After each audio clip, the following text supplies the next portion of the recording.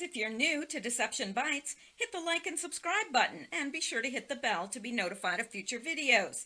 If you wish to support the channel, the links are in the description below. Now, fasten your seatbelt. Here we go. Okay guys, it's Mishel, Deception Bytes, and I am back as I promised. It is Saturday, June 8th, and it's 11:11 p.m. I didn't plan that. And we're going to be talking about a subject that is critical to all of us. That's why I would really appreciate if you could share this with anyone else that you think might be interested in this, or even if you think they wouldn't be. But we do need to get this out to as many people as possible. And because I am shadow banned on YouTube, my videos are not in the suggested videos.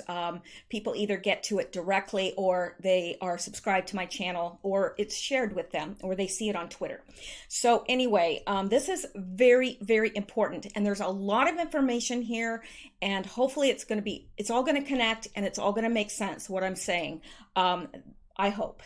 So I also want to thank, there's a channel that has been covering this quite extensively, Florida Marquis, I think that's how you pronounce it. It's MAQUIS, I believe, and I do want to give a shout out to them, and because some of this material I got from that channel, and I do want to give them a shout out. You might want to go over, subscribe to them as well, because they are doing a lot of updates on this, and I find his material is really good.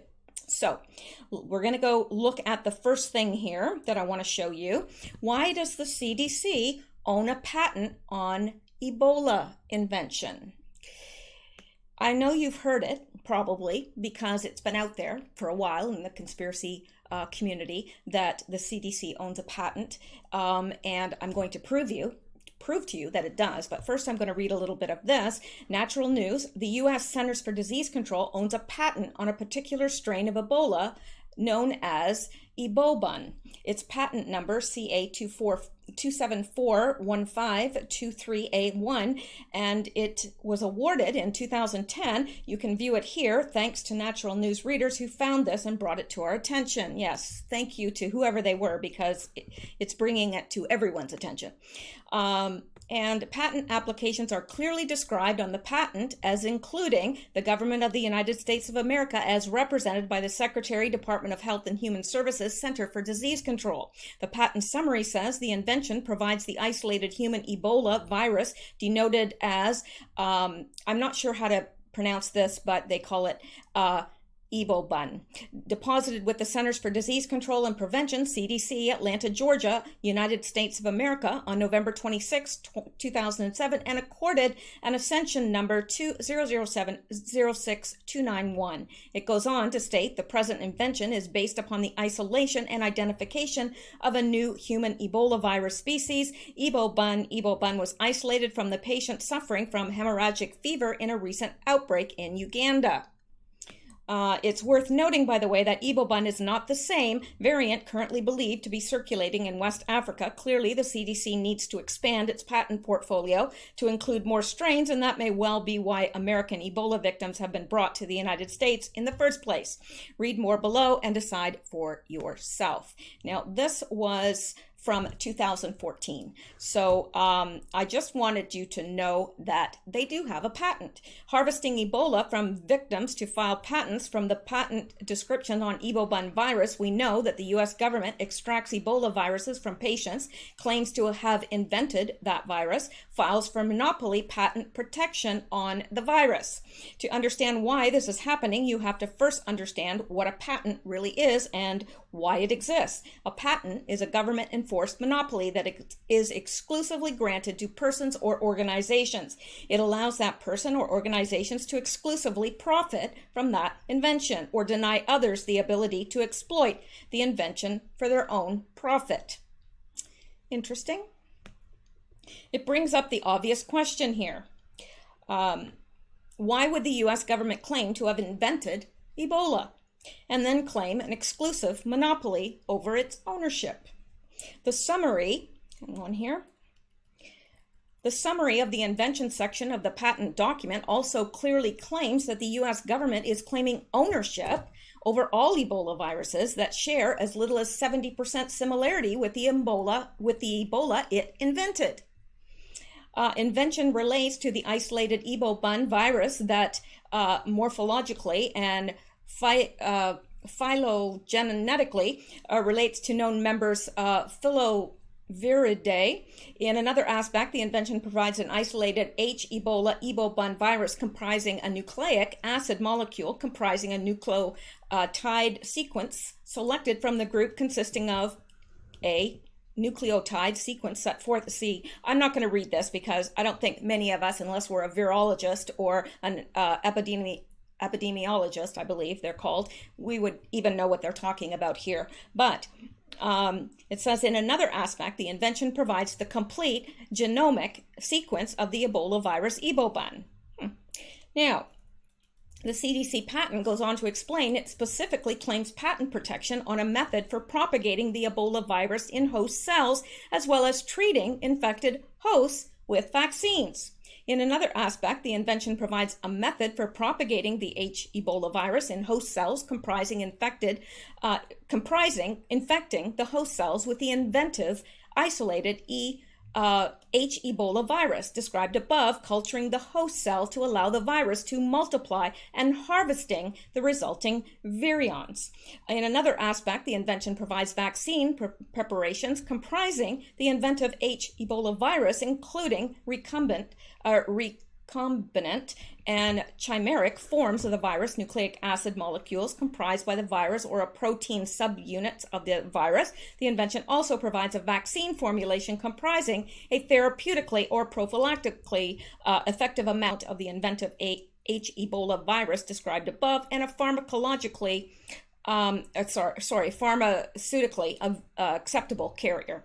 So, there was no medical reason to bring Ebola to the United States, of course. The patent may help explain why Ebola victims are being transported to the United States and put under medical authority of the CDC. These patients are carrying valuable intellectual property assets in the form of Ebola variants. And the Centers for Disease Control clearly desires to expand its patent portfolio by harvesting, studying, and potentially patenting new strains or variants. Dr. Barb Arnott, an infectious disease specialist who spent time on the ground in developing nations saving lives, recently told Judge Janine there is no medical reason to bring them here, especially when you see how well Dr. Bradley was. There is, however, an entirely different reason to bring Ebola patients to America, so they can be exploited for medical experiments, military bioweapons, harvesting, or intellectual property claims. Surely medical authorities at Emory University and the CDC are working hard to save the lives of 2 patients who have been transported. Now remember, this is from 2014, when the first outbreak, well, it wasn't the first outbreak, but it was the last outbreak that we had, and now we have the biggest outbreak. And the UN has said it is catastrophic, according to the UN. Now, I wouldn't think that they would be exaggerating. It is catastrophic, and we will see more of that in a minute. Let me see now. They are also They are also pursuing something else at the same time, an agenda of isolating, identify, and patenting infectious disease agents for reasons that we can only imagine. So, on one hand, it's worth pointing out that the CDC's patent on Ebola is at least partially focused on methods for screening for Ebola and treating Ebola victims with drugs and vaccines.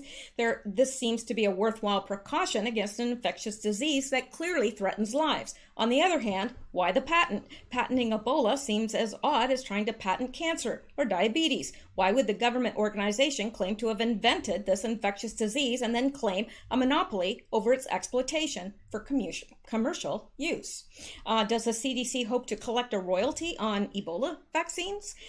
Is it looking to invent more variants and patent those too? Does the CDC hope to collect Make no mistake that billions of dollars in profits are at stake in all of this. Shares of Tecmira surged over 11% last Friday as pressure was placed on the FDA to fast-track Ebola vaccine trials the company has set up. Health campaigners have started a petition which has already been signed by approximately 15,500 people on change.org. pressuring FDA to approve the drug in the minimum possible time frame. So I'm not going to continue reading this because it's a lot, and well, we were almost done actually, but I will put the link in the description below to this article. Now, what we're going to look at next is, I know what you're saying. Well, okay, that's what they're saying. They're saying that there's a patent by the CDC, but how do we know that that's true? Well, here we go. We're going to go to proof of patent. Sorry, I'm talking really fast because I've got a lot to get through. Now, human Ebola virus species and compositions and methods thereof, abstract, and here is the classification, C12N7/00, viruses, bacteriophages, compositions thereof, preparation of purification thereof. And here we are. It is CA 2741523A1, and it is it has worldwide applications, and the current assignee is the Center of Disease Control and Prevention, Department of Health and Human Services. And let me see here where it says, okay, here it is, description, human Ebola virus species and compositions and methods thereof. So that is it. That is the patent. It does exist. It is out there. So the article is true. Now, I would assume they do have a link in this too, I noticed, to the patent, and I want to be sure that it goes to the same place. I don't want to mislead anyone. And it does. So there you go. I found that on my own, and also it links, they found it as well and linked to it. I didn't realize that before, but I'm glad that they both line up because I want to be sure that this is as accurate as possible. Now, let's go back because we've got a lot of information to go through and it's all very important. Now, it's going to seem like I'm veering off topic for a minute, but believe me, this all connects and it's extremely important. So let me go on here. This will seem very strange, and I understand that, but it's all going to fit together like a glove. How the Pentagon is planning to use bats in the battle against bioweapons. The last U.S. Now, this was in 2018, July 3rd, 2018, so almost a year ago. The last U.S. military attempt to employ bats was a disastrous failure that involved miniature bombs. Now, their remarkable defense abilities against disease are being eyed. And there is a fruit bat hanging upside down, as fruit bats do. So, the U.S. military has a long history of enlisting the help of animals in warfare. The bottlenose dolphin's sophisticated sonar enabled the Navy to detect and clear underwater bombs during the Iraq War, and homing pigeons played a vital role as secret messengers during both world wars, with some awarded medals for bravery. But there is one animal that the military has had significantly less success in conscripting, and that is the bat. In the wake of the Pearl Harbor bombing in 1941, hundreds of Mexican free-tailed bats were recruited as part of a harebrained scheme to blow up Japanese cities by arming the flying insectivores with tiny bombs and releasing them from planes. The idea was that the bats would roost in the buildings and explode, killing the enemy as they slept. What could possibly go wrong? Undeterred, the scientists ran a test of Project X-ray using real bats and tiny bombs in June 1943. Things did not go as planned. A report on the experiment stated somewhat evasively that testing was concluded when a fire destroyed a large portion of the test material. It failed to mention that the barracks control tower and several other buildings at the auxiliary field station in Carlsbad, New Mexico, were set spectacularly ablaze by escaped bat bombers. The need to maintain military secrecy prevented civilian firefighters from entering the scene, and fire leapt from building to building, incinerating most of the base. As a final insult, a couple of winged missiles went AWOL, taking up roost under a general's car before exploding. You can't make this stuff up. Project X-ray was later canceled. Today, the U.S. military is again interested in bats, not as frontline attackers, but as defenders against a potentially devastating threat: Russian bioweapons. Fruit bats have an almost supernatural ability to harbor some of the planet's most deadly viruses. Get that. Remember that. Fruit bats have an almost supernatural ability to harbor some of the planet's most deadly viruses without getting sick themselves. So a fruit bat can harbor the Ebola virus. It won't get sick itself, but if it bites a human, or if a human comes in contact with its excrement or whatever, you get Ebola. Inject an Egyptian fruit bat with the Marburg virus, a hemorrhagic relative of the infamous Ebola virus, and nothing happens. Do the same to a human, and within a week, the patient is bleeding to death. These bats' extraordinary super immunity has long fascinated virologists, and new research has shed light on how these flying frugivores achieve their supreme skill. Unpacking the mystery involves some cunning detective work from a coalition of scientists at Boston University and the U.S. Army Medical Research Institute of Infectious Diseases. Their work was published in the journal Cell. Now, I know this is a lot of reading, but this is all really important. What we are trying to do is study bat immunology, you know what I'm trying to say, their immune system. But that turned out to be a very difficult thing to do when starting from scratch, said Thomas Kepler, a professor of microbiology at Boston University. It took decades to create the reactive substances necessary to study human or mouse antibodies. With bats, he explained, they were starting with from zero rather. So Kepler's team jump started its work by examining the whole genome of the Egyptian fruit bat, chosen because it is a known reservoir for the lethal Marburg virus. It took 2 years just to assemble the genome. Once done, they compared it with other mammals' genomes to hunt for idiosyncrasies, in particular, an increase in the size in any gene families that control the production of defensive proteins involved with immunity. They found significantly large interferon genes. Now, what they were trying to do in studying the immune system of bats, they know that bats are actually a reservoir for more than 60 viruses, some lethal, like, hemorrhagic fever type viruses like Ebola and Marburg and others. But they never get sick themselves. They're a reservoir for it, but they don't get it. Why? And in studying that, perhaps they were hoping to find a vaccine for Ebola. That makes sense. What is it in the bat's system that defends them against getting sick themselves?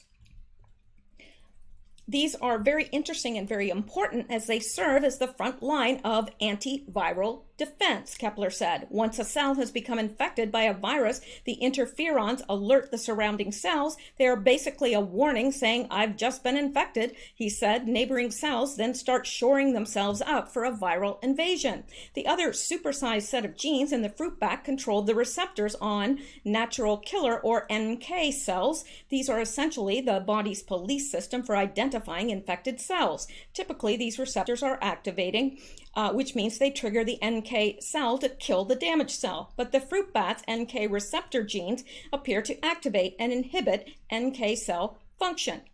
Now, okay, this is all very fascinating, but what are we talking about here? Well, let's just surmise, okay? And I think this is an educated surmisal because it doesn't require too much of a stretch of the imagination. They have already thought about using bats in warfare, right? They thought it's a pretty harebrained scheme, and I agree with that. I mean, attaching tiny bombs to bats is not a good idea by any stretch of the imagination. However, since they're already a natural reservoir of over 60 viruses, wouldn't they be a good way to spread a virus by means of a bioweapon? I mean, it doesn't take too much to, it's not too much of a stretch to think that. really? And let's go down here, and I just want to see, I'm not going to go through all this about the genes and blah, blah, blah.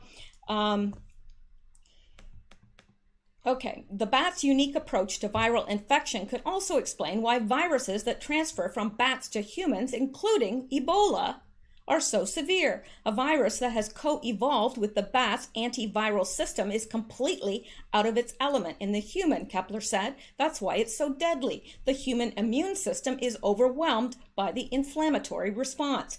Kepler believes that this insight into the fruit bat's superimmunity could eventually lead to a cure for Marburg. It's possible that we could develop drugs that dampen down inflammation and arrest the virus by depriving it of what it needs to grow rather than trying to kill it outright. But as we will get down here, I'm not sure if they cover it in this or not. And look at this. The Soviets had a keen interest in the Marburg virus in the 1980s and managed to develop an especially lethal strain after an accident at the Vector Institute, their germ warfare center in Siberia. The chief scientist there, Nikolai Ustinov, accidentally injected his thumb with the virus, which was intended for a guinea pig he was holding.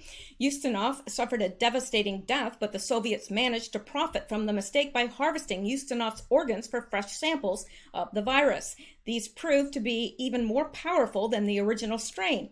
According to a former Institute insider who wrote a book on this experience, Ken Alibek, the Soviets named it Variant U and sent it to be approved for use by the Soviet Defense Ministry in early 1990. The Marburg virus is classed as a Category A bioterrorism agent by the Centers for Disease Control and Prevention, and Kepler's study was supported by the Defense Threat Reduction Agency, a Defense Department division established during the Manhattan Project era to combat weapons of mass destruction. If the virus is ever deployed as a biological warfare, the fruit bat's superimmunity may hold the answer to preventing its spread, but it may also go some way towards redeeming the bat in the eyes of the U.S. military and could even make the animal an unlikely hero. Now, it's no secret that one of the biggest transmitters of the Ebola virus is the fruit bat. And so I'm just wondering, is it being used as a bioweapon? I don't know, but we're looking into it here, and we're going to keep going. And hopefully you will be able to make an informed decision.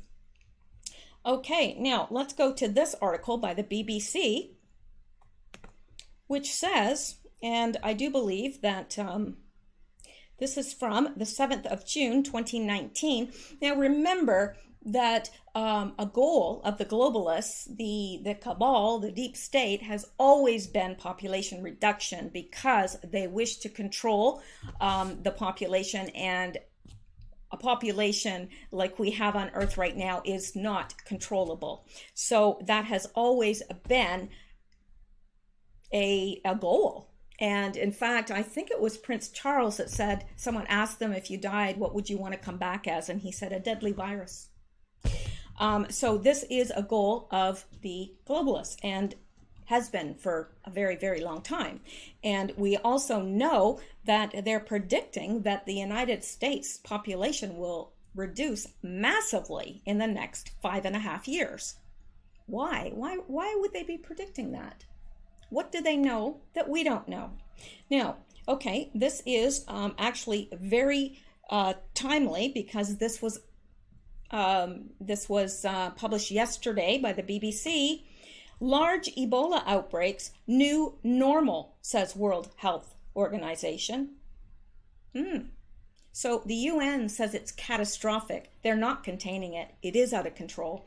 There are, I believe, cases of Ebola spreading around the world. And I happen to believe that the couple that died in, was it Fiji? I believe that they had Ebola, and I believe that all evidence points to that in my estimation, because they have the whole hospital that this couple was in quarantined at this time. Why would you quarantine it if it was just a stomach flu or something innocuous? Why would they die? They were very healthy. Plus, when they were texting, their symptoms, classic Ebola symptoms. So I'm not going to read this, but isn't it interesting? I just want to, it says, what is Ebola? Ebola is a virus that initially causes sudden fever, intense weakness, muscle pain, and a sore throat. Well, that sounds like flu. That sounds like a bunch of things. It progresses to vomiting, diarrhea, and both internal and external bleeding. People are infected when they have direct contact through broken skin or the mouth and nose with the blood, vomit, feces, or bodily fluid of someone with Ebola. Patients tend to die from dehydration and multiple organ failure. Well, I happen to believe that that it's airborne. Either that or the people that have it have been in contact with fruit bats or some other animal that harbors it. I believe it's, I can't say if fruit bat is the only animal but that harbors it, but I know that it is one of the main carriers of Ebola. So we're going to go on. I wish I could read all these, but I think that you would get overly bored, and I do want to get through this because I think that what I have is important. All right, now, so let's look at this.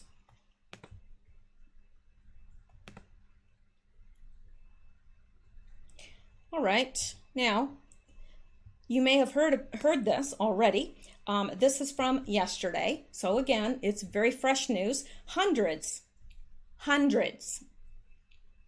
of illegal aliens from Ebola-stricken Congo dumped in the streets of San Antonio. Now, you Texans should be absolutely irate. Have all these people been screened? I doubt it. And we explained in an earlier video that they can't screen for it because the new Ebola is taking up residence in organs such as the eyes, and you can't tell from a blood test if someone has it or not. So you could be cleared. You might not be showing a fever yet, but you could still be infected. So how did they know? Have these people been quarantined for 21 days? Because they sure should be, right? They absolutely should be. They should be quarantined for 21 days before they are allowed in the States. I don't get this. And they are taking temperatures and so forth. But again, you may not be showing symptoms, but still be a carrier. So let's go on here. Hundreds of illegal aliens from Ebola-stricken Democratic Republic of Congo, which, remember, according to the World Health Organization, over half of the country is infected. Or is affected by Ebola. And, you know, we went to RSOE, the website that has all the world incidents on it in real time. And that's what that said. And that's like really very, very accurate, that website. So it said half of the country was affected by this outbreak. And now we have hundreds of illegal aliens from there. Yeah. The aliens didn't speak English, and according to a local reporter, San Antonio is in desperate need for French-speaking volunteers. City confirms hundreds of migrants from the Congo have arrived in San Antonio. The city is in desperate need for French-speaking volunteers. All right, and large groups of illegal aliens from Angola, Cameroon, and Ebola-stricken Congo were caught wading across the Rio Grande into the United States earlier this week. How did they get to Mexico? Who's funding these groups of Africans? I've asked the same thing. These are very poor people. They can't afford a plane ticket. So who's doing this? The video shows men, women, and children crossing the river in the dead of night. Border Patrol announced they apprehended 116 invaders from Africa on Thursday. Agents have encountered 182 large groups, 100 plus individuals across the southwest border this fiscal year. That is the first large group apprehended in Del Rio sector this fiscal year, and the first large group apprehended on the southwest border this fiscal year, consisting entirely of African nationals. California Border Patrol said in a statement. Now, you know, we like to think that it's just Mexicans coming over. There's over 70 countries represented. And some of them are getting through. Some of them are being held back. Some of them are getting through. So how do we know that these people from the Congo, how do we know that they are virus-free? We don't know. We don't. And there have already been people with Ebola quarantined, and some of those people, 2 of which have escaped. How many more are being seeded throughout the U.S.? I don't know. And seeded is the right word. Another large group of African invaders were apprehended by Border Patrol this week and subsequently released into the streets of San Antonio and will be notified of a hearing. Really? Oh, and you think they're going to show up for their hearing? Well, those that are still alive might. I don't know. It boggles my mind. I mean, this isn't just security. This is the well-being of our family, our children, the nation at large. It's happening, people. I had covered this in a previous video, and I was afraid that people would call it fear porn. And turns out that, you know, every day that goes by, it's intensifying. There's more and more stuff about this. And I think that you know, like I said, it's too late to lock the barn door once the horse has escaped. And I think the horse is out and running.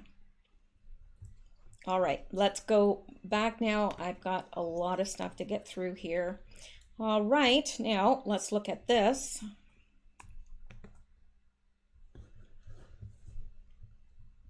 One in 4 Ebola cases undetected in Congo. That by the World Health Organization. So that's not just some dweeb with a computer telling you that. That is the World Health Organization. They are saying 1 in 4. For every 100 people, there's 20 that have Ebola, 25 go undetected.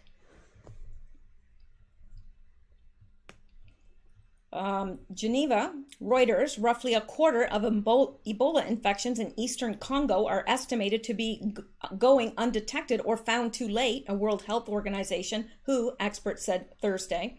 But the WHO, in a weekly update issued subsequently, said there were early signs of an easing of the intensity with which the virus is spreading following weeks of insecurity that curbed access to communities and interrupted vaccination. Now, that's not what I'm hearing.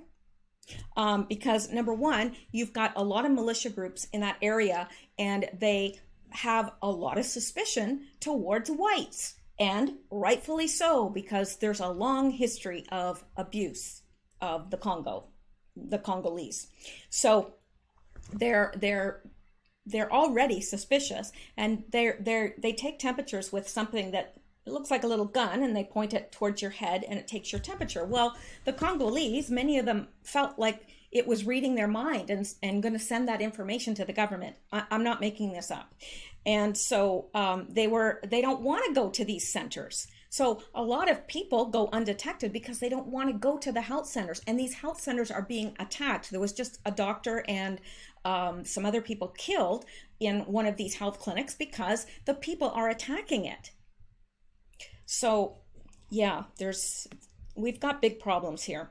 Some 2,025 cases and 1,357 deaths have been recorded since the epidemic began in August in the Democratic Republic of Congo's North Kivu and Ituri provinces, said Dr. Mike Ryan, Executive Director of WHO Health Emergencies Program. Now, I think that they're downplaying this because are you going to admit to the world, hey, it's out, and we can't contain it, and they can't, and the world and the UN has already said it's catastrophic.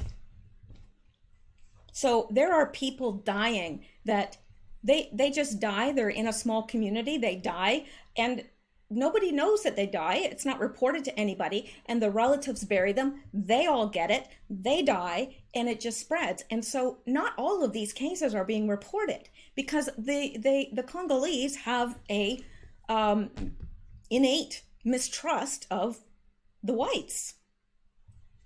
And like I said, if you know anything about the history of the Congo, you will know why. And if you want to learn a little bit about the history of the Congo, read the book King Leopold's Ghost. King Leopold's Ghost. You will be absolutely horrified. Some 88 infections have been detected each of the last 2 weeks. Let me see here. Let me get down here. About 90% of people potentially exposed to the virus have agreed to be vaccinated, which has proven efficient, he said. Now, I have heard that a Canadian company has invented a vaccine that is helping, but how do we know what the vaccine is doing? And okay, yeah, that it does sound like I'm suspicious. Well, gee, I've got good reason for being suspicious if you look at the history of these things. So more than 130,000 people have been vaccinated to date, Congolese figures show. And isn't it interesting that they were holding mass vaccination drills in the U.S.? Also, they have been also conducting Ebola drills. Well, you usually don't drill for something that isn't going to happen, do you? You know, I mean, why would you waste time and money and effort going through a drill for something that is so remote? Yeah, because it's not remote. It's already here. So that is basically what I wanted to show you there. And let's move on. Still lots to get to yet. And I am going somewhere with all of this. Okay, now this from Jack in the East, and I thought this was interesting because he is responding to this person, Jaliza, and I'm not going to try to pronounce their last name. Breaking, city confirms hundreds of migrants from the Congo have arrived in San Antonio. The city is in desperate need for French-speaking volunteers. Then Jack in the East responds and says, it's a good thing the Congo doesn't have the world's worst outbreak of Ebola. Oh, wait. Yeah. What could go wrong? Everything. Now, here's the couple that was in Fiji. Okay, it says, this by Vidari on Twitter, don't assume that whatever it was that killed them was contracted in Fiji, because it's a pretty remote place. New Ebola is not like what you saw in the movie Outbreak. The new strain of Ebola acts like the flu for a couple of weeks. Be cautious. Now, this couple were formerly in Texas before they went to, Fiji, and this person is, surmising, and with good cause, that they may have been infected in Texas and carried it to Fiji. Like I said, that whole hospital where they were treated is quarantined. Gee, nothing suspicious about that. All right. Texas couple dies of a mysterious illness in Fiji. Family members of David and Mishel Paul are desperate for answers after the Texas couple died from a mysterious illness during a vacation to Fiji. Now, this, again by Vidari, it might be the case that this Fort Worth couple contracted that mystery disease in Texas and took it with them to Fiji, where it caught up with them. The fact that the WHO and CDC are involved in the investigation should alert you. Be safe. Why is the World Health Organization and the CDC investigating this death of the death of this couple? Why? Why would they go to Fiji and investigate both the World Health Organization and the CDC and couple that with the fact that the clinic is in quarantine? Nobody can come in, nobody can go out. Nothing odd about that. All right. Now, I'm going to show you something else. I don't want you to believe me. So here is the Fiji Sun itself. Fiji's Nadi Hospital ward in isolation mode. A notice pasted on the ward's door reads, "Do not enter without authorization from management." So this is from the Fiji Sun. It's from June 9th, today. No. June 9th, 2019. What is today? How can that be? Oh, because they're, different time zone. I was confused there for a minute. All right. Now, members of the public are not allowed to enter Nadi Hospital's paying ward after the mysterious deaths of an American couple and the admission of 5 locals who came in contact with them. A notice pasted on the ward's door reads, "Do not enter without authorization from management." And I believe that I read that a nurse has died as well, but I'm not sure. Don't quote me on that. I need to look that up to be sure, but I am almost positive I read that. And here is the sign on the door, "Do not enter." There are 8 beds in the ward and only 1 was occupied when a check was made by a Fiji Sun team last night. Only the hospital staff are allowed inside the ward as a policewoman who came in contact with the couple recovers there. Recovers from what? She was admitted on Monday. Days after the deaths of the American couple last week, 2 nurses and 2 security officers who had come in contact with the couple were discharged within the past few days. So perhaps I'm wrong about the nurse.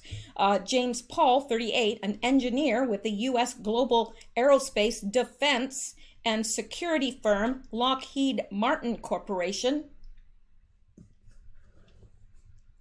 and his wife, Jane Mishel Canalog Paul, 35, were staying at a hotel on Danaru, Nadi, when they mysteriously fell ill and died. A senior staff member at Nadi Hospital said last night that the 2 nurses and 2 security officers who were discharged were admitted as a precautionary measure. As usual, this was a precautionary measure that was taken because it is unknown at this moment what happened to the U.S. couple, the staff member said. The Ministry of Health and Medical Services, police, other agencies, and U.S. authorities are also carrying out investigations into the mysterious death of the couple. Police said they were working with the Ministry of Health and Medical Services to find out what caused the 2 deaths and also affected those who came in contact with the couple, so it was highly contagious. The couple were staying at the hotel after arriving in the country on May 22nd and were expected to depart Fiji on May 27th. They suddenly fell ill and were taken to a medical clinic.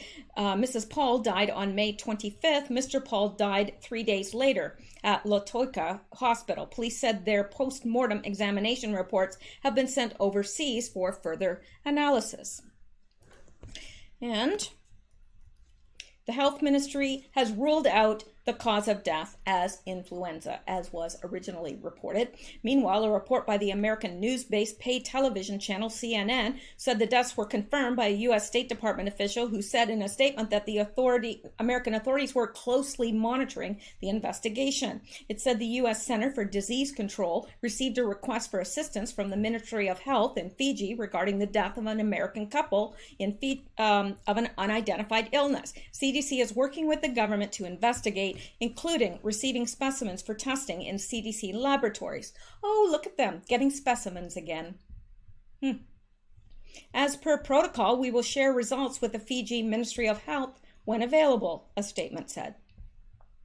Yes, the Americans had to jump right on that and get their specimens. Okay, let's go on. Still more to come. Okay.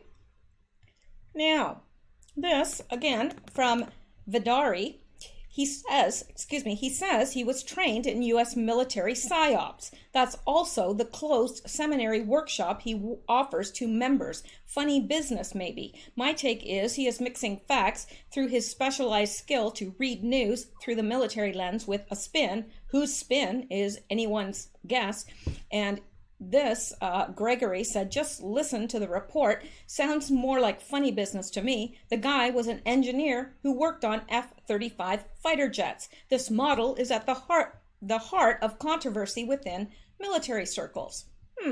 Another strange fact. And if you believe that they died of flu, then you'll believe anything, because that was no flu.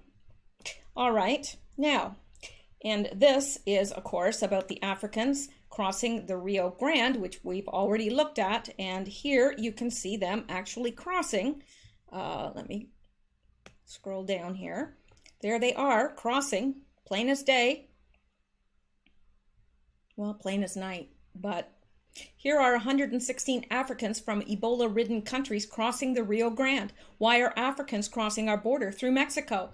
Really makes you think. Yes, it does. And I don't know if they're infected. Do they infect the water? I don't know. I don't know enough about it to be able to talk intelligently about that. But that's them clearly crossing the Rio Grande. All right, now let's go on. I'm moving quickly because I want to get through this. Okay, and this from Tedros Adhanom, and I'm not even going to pronounce that last name, pleased to meet the United States Secretary of State, Secretary Pompeo, to discuss Ebola preparedness and response, among other issues. I thanked the Americans for their assistance to the response effort in the Democratic Republic of Congo and for their support and generosity to the World Health Organization through our history. So this guy, I believe, is the head of the World Health Organization. And here he is on June 4th meeting with, well, Pompeo is meeting with him. Interesting timing, don't you think? I guess if they weren't worried about Ebola, do you think that they'd have Mike Pompeo flying over to meet with the head of the World Health Organization? Just saying.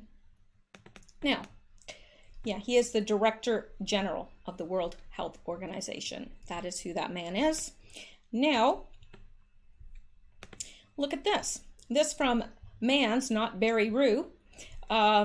North Korea is accusing the U.S. of spreading the Ebola virus and choosing Africa as a bioweapon testing ground, claiming it has been bent on the development of bioweapons in order to achieve world supremacy.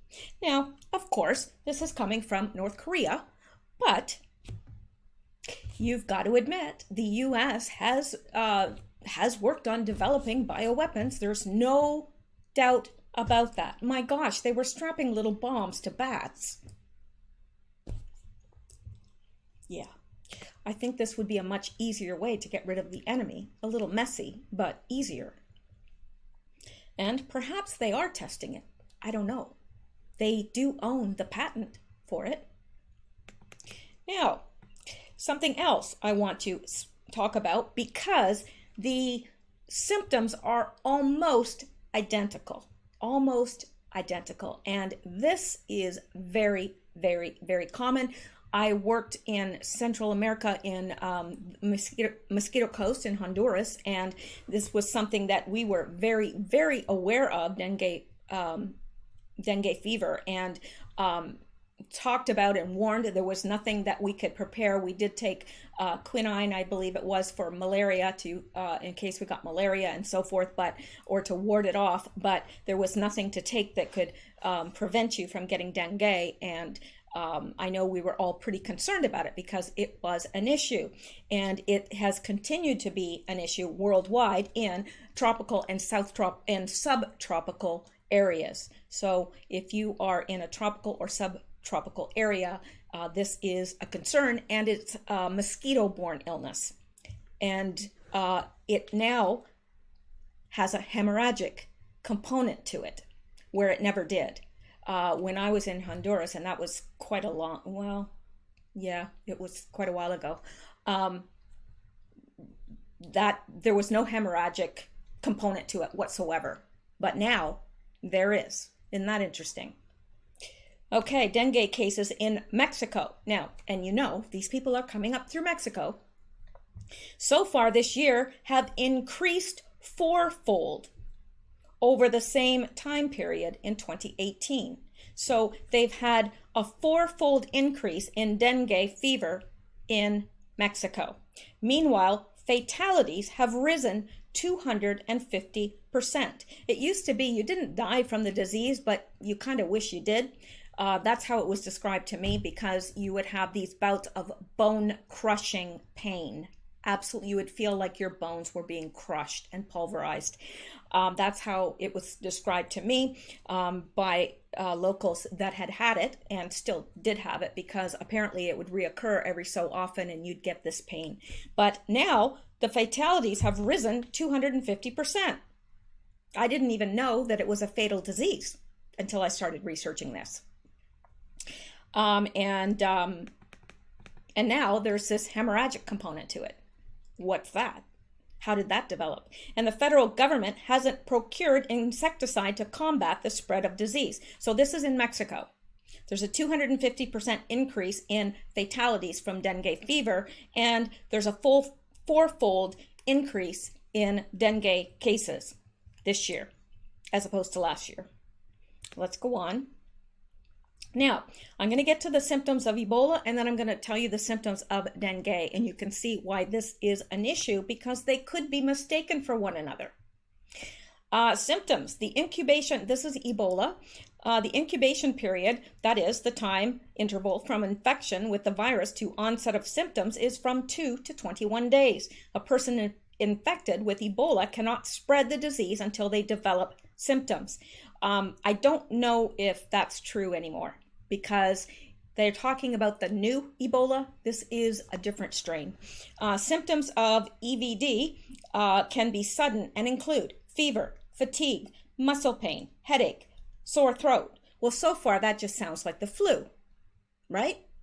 You could have the flu and just have those symptoms, right?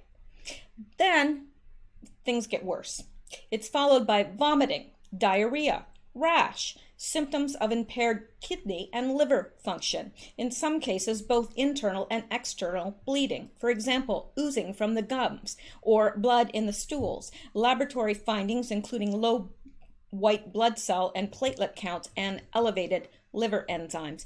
And this strain that they have now actually destroys your organs from the inside out. So you are hemorrhaging internally and externally. Now let's go and look at the symptoms of dengue. Dengue fever is a severe flu-like illness that affects infants, young children, and adults, but seldom causes death. But you just heard there's a 250% increase in deaths from dengue fever. Why? Because there's now this odd hemorrhagic component to it. So are they mixing up the two? I don't know. Have they merged? I don't know. Dengue should be suspected when a high fever, 40 degrees Celsius, 104 degrees Fahrenheit, is accompanied by two of the following symptoms: severe headache, pain behind the eyes, muscle and joint pains, nausea, vomiting, swollen glands, or rash. Symptoms usually last for 2 to 7 days after an incubation period of 4 to 10 days after the bite from an infected mosquito. So it starts out the same. Severe dengue is a potentially deadly complication due to plasma leaking, fluid accumulation, respiratory distress, severe bleeding, or organ impairment, same as Ebola. Warning signs occur 3 to 7 days after the first symptom is in conjunction with a decrease in temperature below 38 degrees Celsius or 100 degrees Fahrenheit, and include severe abdominal pain, persistent vomiting, rapid breathing, bleeding gums, fatigue, restlessness, and blood in vomit. The next 24 to 48 hours of the critical stage can be lethal. Proper medical care is needed to avoid complications and risk of death. So to me, it's so odd, because I was very well aware of dengue and I was never told that it was fatal in any case, but now it is, and it's got this strange hemorrhagic component to it that it never had before. Odd, if you ask me. So, key facts. Dengue is a mosquito-borne viral infection. The infection causes flu-like illness and occasionally develops into a potentially lethal complication called severe dengue. The global incidence of dengue has grown dramatically in recent decades. About half of the world is now at risk. So wouldn't it be since half of the world is at risk, wouldn't it be, I mean, if you really wanted to start a virus and mix it with Ebola, dengue, I mean, you've already got half the world at risk. You know, I'm just saying. Dengue is found in tropical and subtropical climates worldwide, mostly in urban and semi-urban areas. Severe dengue is a leading cause of serious illness and death among children in some Asian and Latin American countries. There is no specific treatment for dengue, severe dengue, but early detection and access to proper medical care lowers fatality rates below 1%. And again, this is old. I took this from a very old article. So I don't believe that still stands. I don't believe that because you just saw 250% increase in deaths in Mexico from dengue. Dengue prevention and control depends on effective vector control measures. It is spread by mosquitoes. I'm not aware of anything else that can spread it at this time. It's not contagious that I know of at this time, but it's interesting nonetheless that we have both of these, Ebola and dengue, happening. They are increasing exponentially, and they both have this hemorrhagic component to them. Now, this by Bruno J. Navarro, dengue cases in Mexico so far this year have increased. Okay, I already had that. Let me get that out of there. We had already read that. Now, this from the Royal Society of Tropical Medicine and Hygiene, okay? And they're saying Mexico sees a 400%, not 250, they're saying 400% increase of dengue this year. Federal government of Mexico has not purchased insecticides to battle the mosquito that causes dengue, so the deaths are increasing. Because, you know, any place that you have stagnant water, I mean, you people that live down south, like I lived in Louisiana, you know, you're not going to have little pools of stagnant water around because you get mosquitoes, and mosquitoes can carry all sorts of nasty things. So, yeah. So let's go on. Okay, and look at this from Don Hackett, dengue outbreak. Yeah, that's currently happening as well. A dengue outbreak currently reaches 19,815 cases in Sri Lanka. Wow, that's a lot. That's a lot. Imagine if that ever goes, can be spread from person to person. It's not going to be pretty. And maybe it can. Maybe it's already mutated and is, because look at how it's increasing exponentially. Are there that many infected mosquitoes? I don't know. Why now? I mean, mosquitoes haven't increased. Now, Mexico is saying, oh, we don't have the insecticides to deal with it. That seems really odd. That's an odd thing. And, you know, why in Sri Lanka? 19,815 cases. And Sally Forstrom, after decades away, dengue returns to Queensland. So it's now in Queensland, Australia, dengue. Interesting. Decades away. It's been, they haven't had any cases for decades, and now it's back. Odd, no? This by Dr. Sheer Baradar Pun. I'm not sure how to, I probably butchered his or her name. Dengue fever seen in Dharan is now spreading and infecting other people. Stay alert. Now, how is it spreading? It is now spreading and infecting other people. How is it spreading? If it's just a mosquito that bites people and you can't get it from a person, then how is it spreading? Dharan is in Nepal, by the way, in case you don't know. And this from NSF International. In the first 17 weeks of 2019, over 6,000 1,800 cases of dengue fever were reported in Honduras, 61% of them in the department of Cortés. This is how we're expanding our efforts to control the epidemic, and they go into that, but I didn't include that. And this by Vox. And in the meantime, there is also what they're calling pig Ebola, but now they have they're now calling it swine flu because they don't want to call it pig Ebola. So when you hear about swine flu, and they are believing that probably China is going to lose their entire population of pigs, and already more pigs have been killed in China than exist in all of America because of an outbreak of pig Ebola.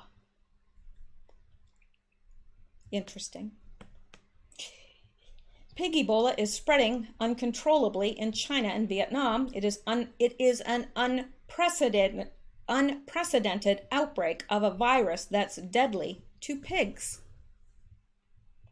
So we've got all of these viruses, in 2019. We've got resurgence of things that we've never seen before. My gosh, we've got the return of the bubonic plague in areas in California. The plague. Because of all the rats in the street and the feces and the garbage that they're feeding on. We've got dengue fever that's out of control. It's out of control. How suddenly are there all these infected mosquitoes? I don't. And why the outbreaks in all these different areas? I don't get it. I really don't get it. You would think that if it's from infected mosquitoes and, it'd be confined to that area where the infected mosquitoes were, but are the mosquitoes infected if they're in a tropical or subtropical region? Are they automatically infected? That doesn't make any sense. That is not related to this, so we are going to stop there. And I know this has been very long.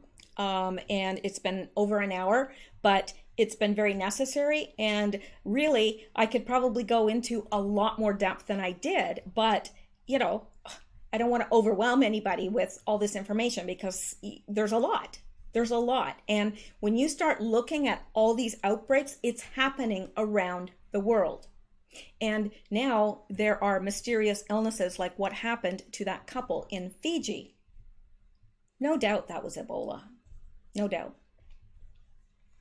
So that is it. But I do want you to keep in mind that bats have been the reservoir of these types of viruses. Over 60 viruses, I do believe, take up residence in bats. And some of them are quite, deadly, like Ebola. And so I don't know, with the US owning the patent on Ebola, it kind of makes you wonder, was this developed as a bioweapon? Are they using our bioweapon on us now? I don't know. I don't know. But please leave your comments in the below, and I'm not going to delete them. If you disagree with me, if you think I'm spreading fear porn, I don't erase comments unless they're really rude or have really a lot of bad language, because I don't want people to have to read that going through the comments. So you can disagree with me all you want. And actually, I invite that. If anybody has any more information about this, then please leave that in the comments. And I will keep you updated about this because it's something that affects us all. We all travel. I mean, maybe not all, but a lot of us travel.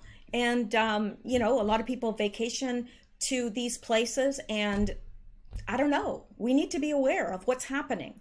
There is a huge uptick in viruses worldwide. So I'm going to leave it there, and just think about the little bat bombs and ask yourself, what have they done? Have they weaponized bats a different way? I don't know, but it sure bears looking at. So that's it for tonight. Thank you guys. Like, share, subscribe, and also thank you guys that have joined Patreon. My new Patreon supporters gained a few over the last several days, and also those that throw a coffee my way every now and then. It sure helps, and it helps me keep creating content that like this. So there you go. I am going to sign off for tonight. Tomorrow night I'll be back. I am planning on doing 2 videos, but at least I will do 1. I'll see how things are tomorrow and how my time goes. But anyway, thank you guys so much for listening. I really appreciate it. I appreciate you all, and stay safe. Keep your eyes open. See something, say something, and stay safe, stay blessed, and keep seeking truth, because deception kills.